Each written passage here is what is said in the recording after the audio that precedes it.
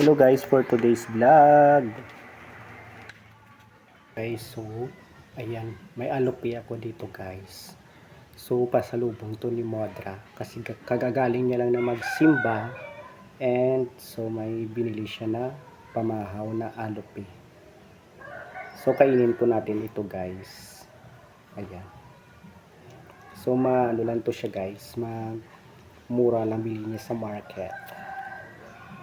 So yung alope guys, made of ano ni siya, mga pilit, pagiling, tapos may ano, butong ngayog, may asukal.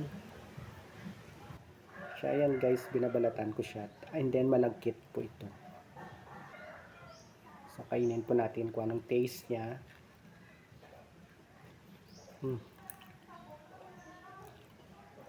Kaya kami sila tao. Masarap siya guys.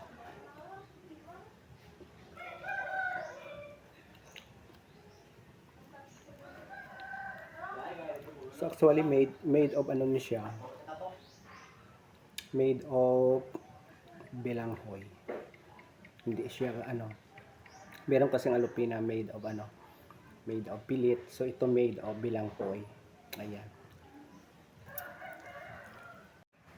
Tinagluto si Modra ng lukos.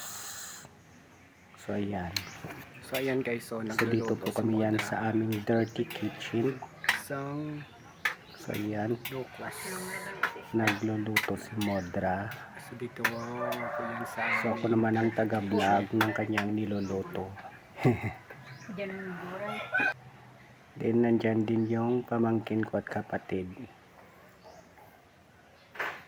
Ayan si Chikay.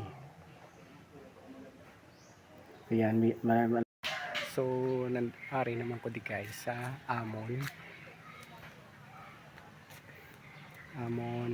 likod bahay. Ayan, namin di magtambay kay hindi mainit. So lang taon ta diri guys, ari di sa nilira naga pamanicure.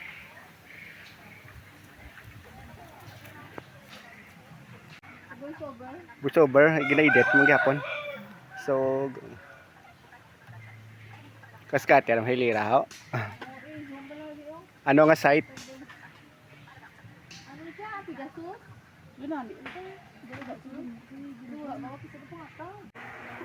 So ayan, tignan mo sila guys, nagkumpulungan. So tatambay din sila kasi maganda dito, hindi mainit. Ayan yung mga puno ng kawayan, mga mangga. Ang ganda po ditong malilim po siya.